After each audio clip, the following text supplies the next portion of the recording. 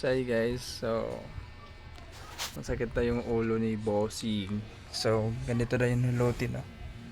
Pag sakit yung ulo mo, ganito na yan. Ganito hilot. Ang galing! Ang galing! Tin. Simula dito. Kan dito. I love you. Weh! Tang ina mo! Mahal mo? Weh! Hindi nga! Yun.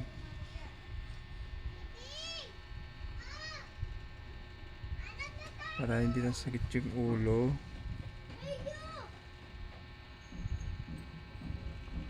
Oh guys, alam nyo na.